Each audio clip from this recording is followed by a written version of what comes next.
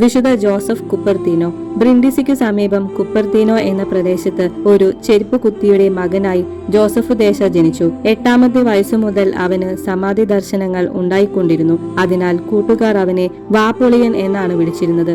കുറെ നാൾ ഒരു തോൾപ്പണിക്കാരന്റെ കൂടെ ജോലി ചെയ്തു.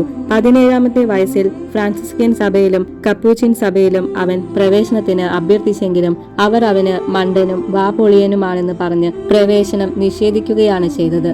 എന്നാൽ ലാഗ്രോട്ടേലെ എന്ന സ്ഥലത്തെ ഫ്രാൻസിസ്കൻ ആശ്രമത്തിൽ അവന് കന്നുകാലി നോട്ടക്കാരന്റെ ജോലി കിട്ടി.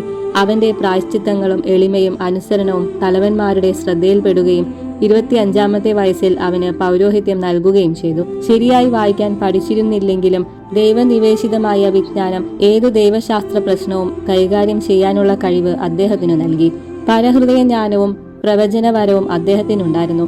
അദ്ദേഹത്തിന് അന്തരീക്ഷത്തിലൂടെ പറക്കുവാനുള്ള കഴിവുണ്ടായിരുന്നുവെന്നും പള്ളിയുടെ വാതിൽക്കൽ നിന്ന് ബലിപീഠത്തിലേക്ക് ജനക്കൂട്ടത്തിന്റെ മീതെ കൂടെ പറക്കുന്നത് 100 കണക്കിന് ആളുകൾ കണ്ടിട്ടുണ്ടെന്നും ജീവചരിത്രകാരന്മാർ പറയുന്നു.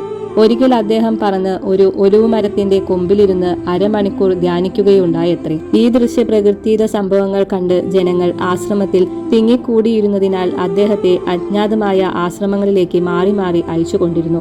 ഒരു വിശുദ്ധന്റെ നാമമോ ദേവാലയ മണിനാദമോ കേട്ടാൽ മതി അദ്ദേഹം സമാധിയിൽ അമരാൻ. ഫാദർ ജോസഫ് ഒരു സന്തുഷ്ട പ്രകൃതിയായിരുന്നെങ്കിലും പല ഏഷണികളും ദൂഷണങ്ങളും അദ്ദേഹത്തിനെതിരെ ചിലർ പറഞ്ഞു പരത്തിയിരുന്നു.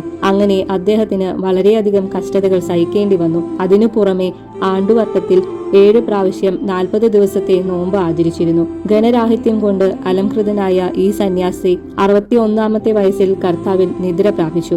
1767 ജൂലൈ 16-ന് ക്ലെമന്റ് 13-ാമൻ മാർപ്പാപ്പ അദ്ദേഹത്തെ വിശുദ്ധനായി നാമകരണം ചെയ്തു.